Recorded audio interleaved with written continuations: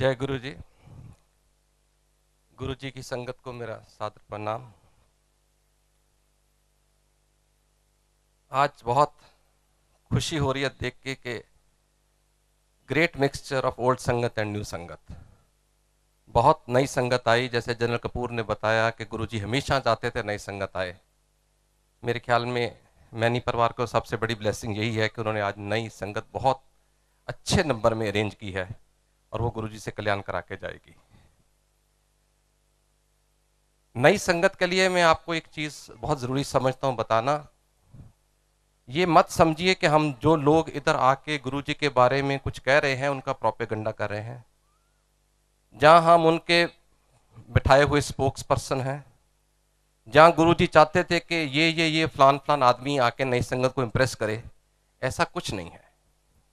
ये तो हम अपने जिंदगी के वो अच्छे लम्हे, वो एक्सपीरियंसेस जो गुरु जी के साथ पहले गुजरे और अभी भी गुजर रहे हैं, उनको सिर्फ शेयर करते हैं आपके साथ। आप उन एक्सपीरियंसेस को शेयर करते करते उसमें क्या मैसेज लें, क्या विश्वास लें, क्या आप उसके ऊपर गुरु जी पे फेथ बनाएं, ये सब आपके ऊपर है। हम सिर्फ ये कह सकते हैं कि हमें इतना फेथ हो गया कि आज अगर हम गुरु जी के बारे में जो भी बात करेंगे, नई संगत के लिए बड़े बायस्ड व्यू लगेंगे। वो कहेंगे कि ये आदमी जहां तो बौंदरा है, जहां हिप्नोटाइज हो गया है। तो मैं आपको पक्की बात बताऊं कि मैं भी सर्विस करता हूं, रोज ऑफिस जाता हूं, रूटीन का काम करता हूं, मैं कभी हिप्नोटाइज नहीं हुआ। और आज तक क्योंकि गवर्नमेंट ने मेरे को नौकरी में रखा तो बौंदला भी नहीं हुआ। तो इसलिए सिर्फ यही कह सकता हूं कि गुरु जी के एक्सपीरियंसेस जो हैं हमारी जिंदगी में, जो जो हमने एक्सपीरियंस किए वो शेयर कर रहे हैं। आप उसमें से अपने तरीके से अपना मैसेज लीजिए, अपना फेथ बनाइए।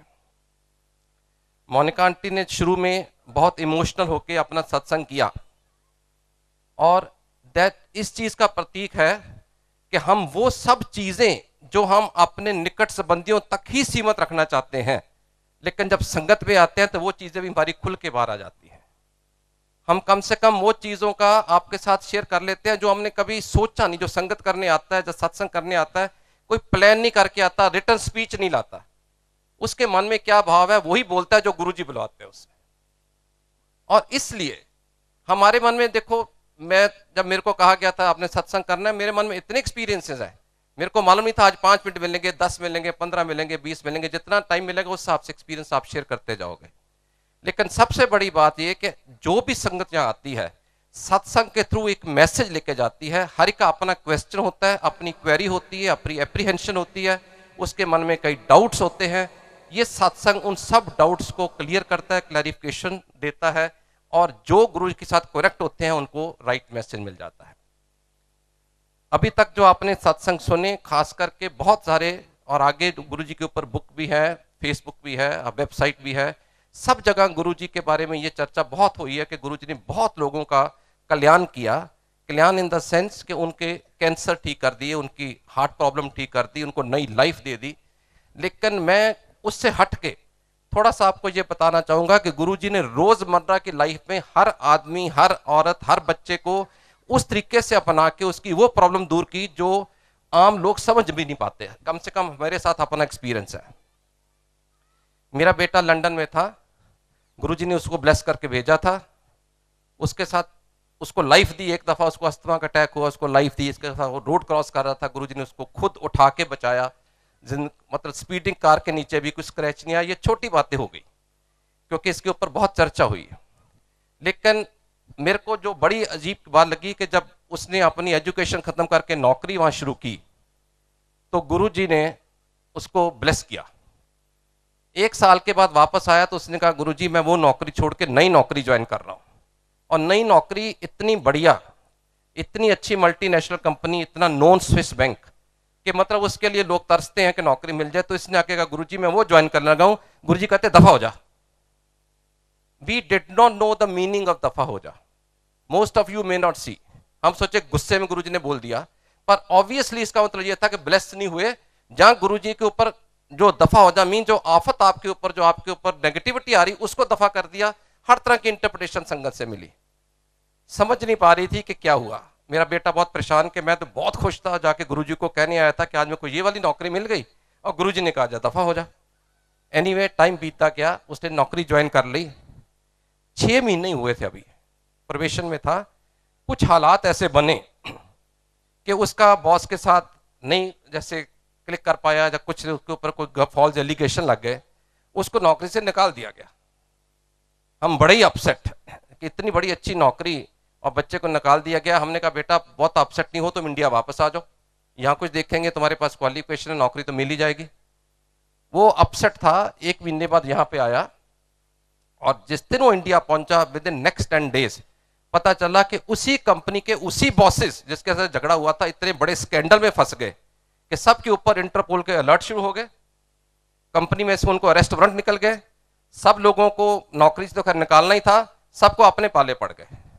गुरुजी ने किस तरीके उस बच्चे की रक्षा की कि ये बच्चा बहुत खुश है कि मेरे को इतनी बड़ी नौकरी मिली, अपने आप तो छोड़ेगा नहीं। गुरुजी ने उसको नौकरी से निकलवाया, विच इज अदरवाइज एक्सपर्शन। वही मैं कह रहा हूं कि सत्संग जब करते हैं ना, हर चीज ओपन बोल देते हैं। गुरुजी ने उसको वहां बचाया और उसके बाद इंडिया भेज दिया कि ये तो बिल्कुल नया था, कल को इसकी इंक्वायरी होगी, इंटेरोगेशन होगी, तूने क्या क्या किया, इसको तो पता नहीं, इसको भेज दो, उसके बाद सारे का सारा स्कैंडल ओपन कर दो। तो इस तरीके की गुरुजी की महिमा, इस तरीके की गुरुजी की हमारे ऊपर बख्शिश रही। और नई संगत के लिए खासकर ये कि ये मत सोचिए कि जब गुरुजी फिजिकल रूप में थे तब भी आप हम सबको उनकी महिमा और उनकी बख्शिश होती थी, आज तक हो रही है। और मैं आपको सबसे लेटेस्ट सत्संग शुक्रवार का बता रहा हूं, परसों का। ये एक बड़ा अजीब हादसा है और मेरा दिल कर रहा है कि मैं सत्संग करूं। भाई मेरे को परिवार से परमिशन है कि नहीं मेरे को मालूम नहीं, पर गुरुजी से परमिशन लेके कर रहा हूं।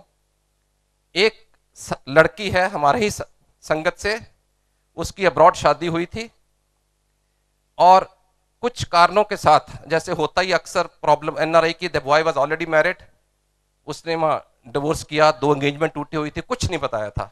इंटरनेट के थ्रू, कनेक्शन के थ्रू ये मैरिज हुई। जब उसको जाके पता लगा, उसको इल ट्रीट भी किया गया, वो उसको छोड़ दिया, डिवोर्स प्रोसीडिंग शुरू होगी विद इन 6 मंथ्स। बड़ी परेशानी, लड़का, लड़के के फादर, लड़के की मदर, लड़के के ब्रदर, सब लोग अमेरिका ही रहते हैं। कोई कॉज नहीं बनना था यहाँ पे, क्या करें, उसकी एक बहन और जीजा यहाँ पे है। इन्होंने लेने देना भी कई कुछ किया होता। आफ्टर ऑल लड़की की शादी करते हैं, जो आप शगन में देते हैं, जो भी जिस तरीके देते हैं, कभी कभी किसी के ब्लैकमेल टैक्टिक्स भी होते हैं। काफी खर्चा पैसा ज्वेलरी दे रखी थी, उसका कोई रिकॉर्ड नहीं होता, उसका कोई प्रूफ नहीं होता। ये बड़े परेशान जब वापस आए तो इन्होंने सोचा कि उनकी सिस्टर वगैरह ने इमिग्रेशन कार्ड, ग्रीन कार्ड के लिए अप्लाई किया, उनकी इंटरव्यू आ रही है, अगर वो भी चले गए तो यहां तो कोई भी नहीं होगा जिसके साथ हम लड़ सकें। और सिर्फ एक छोटा सा मुद्दा था, अगर हम एफआईआर लॉन्च कर पाए इस केस में कि हमारे साथ चीटिंग हुई है, ही वाज ऑलरेडी मैरिड, तो शायद हम उसकी सिस्टर ब्रदर लॉ को रोक पाए, तो कम से कम डिवोर्स तो हो गया, हम अपनी रिकवरी कर पाए पैसे और ज्वेलरी की। इस संकल्प को लेके वो हमारे पास पहुंचे। कोशिश की संगत में सभी लोगों ने, मैंने जिस चीज को कांटेक्ट कर सकता था किया। गुरुजी की कृपा से इतनी कोऑपरेशन मिली। अगर हमने पुलिस कमिश्नर को फोन किया ये मामला, उसने कहा मेरे घर आ जाओ, 1 घंटा वहां बैठ के चाय पी। अगर हमने किसी जज, हाईकोर्ट के जज साहब को बोला, उन्होंने कहा मेरे घर आ जाओ। जब मेरे एक बहुत बड़े खुफिया महकमे के हेड एंड डायरेक्टर, मैंने उनको बोला, कहते मैं तेरे घर आ जाता हूं। इस तरीके कर करा के हमने वो जो भी कार्रवाई हुई, मैं उस पर डिटेल में नहीं जाऊंगा, लेकिन एक डायरेक्टर प्रोसिक्यूशन होता है जो फैसला करता है कि एफआईआर लॉन्च हो सकती है कि नहीं। और उस केस में पुलिस कमिश्नर तक ने कह दिया था इसमें केस ही नहीं बनता, एफआईआर लॉन्च नहीं हो सकती। और लड़की को गुरुजी का सुपना था, तो फिक्र नहीं कर। और लड़की को गुरुजी पर पूरा फेथ था, परिवार को पूरा फेथ था। और ये फ्राइडे की बात है, परसों की, कि जो डायरेक्टर प्रोसिक्यूशन है दिल्ली गवर्नमेंट में, वो उसको जाके जब उसके फादर ने कहा कि आप फैसला कर दीजिए, लड़की भी डिप्रेशन में, कहते मेरे को लड़की से बात कराओ। कभी ऐसे नहीं हुआ कि कोई जिसको जानता नहीं उसको बात करके कहते बेटे तू फिक्र नहीं कर, तू ऐश कर। ऐसे मानो जैसे गुरुजी खुद बोल रहे हैं अपनी जुबान से। मेरे को ये, क्योंकि मैं इसमें इन्वॉल्व रहा हूं इसलिए मैं बड़ा इमोशनल होकर कह रहा हूं। उन्होंने कहा, गुरुजी ने कहा, उस डायरेक्टर प्रोसिक्यूशन कहता है बेटा जा तू ऐश कर, और जब तू अमेरिका नेक्स्ट टाइम जाएगी मेरे लिए एक स्पोर्ट्स शू लेके आना। और ये गुरुजी अपनी संगत में अमेरिका वाली लोगों को कहते होते थे, किसने पूछना कि गुरुजी आप लिए क्या लाऊं, उन्होंने कहा एक स्पोर्ट्स शू ले आना। तो इस तरीके गुरुजी की मेहर हुई और कल मंडे को एफआईआर लॉन्च होगी। मैं आपको आज सत्संग कर रहा हूं। और इस तरीके की बख्शिश गुरुजी की सिर्फ बीमारियों तक, क्योरमेंट तक, एलमेंट तक सीमित नहीं है, आपकी रोज की जिंदगी के अंदर ये आप अगर इसको समझ पाए, भाव समझ पाए, शब्द कीर्तन सुनते हैं आप, गुर पूरे मेरी राख लई, वो हमारी पूरी तरह से रक्षा करता है, पूरी तरह से हमारे साथ रहता है। सिर्फ हमें ही कनेक्शन बनाना है, हमारे में कमी कभी होती है। और जैसे कहा गया, जनरल कपूर ने अभी बताया, किसी ने कहा कि मैं शिरडी साईं बाबा होके आया, जब बाद में एक हफ्ता पहले किसी और महापुरुष के पास गया, गुरुजी ने कभी ये नहीं कहा कि आप इधर मत जाइए उधर मत जाइए। इसको मिस इंटरप्रेट मत करिए जनरल कपूर की स्टेटमेंट को। सिर्फ मतलब ये, जिस पे विश्वास करिए पूरा विश्वास करिए।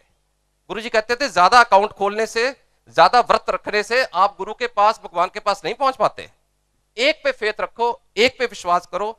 और हम जो संगत यहां बैठी है, उनका तो गुरुजी पे विश्वास है ही, तभी आए हैं। और नई संगत को गुजारिश है, एक दफा आप विश्वास करके देखिए, आपको वो मिलेगा, आप वो पाओगे जो आपने जिंदगी में सोचा नहीं होगा। जय गुरु जी।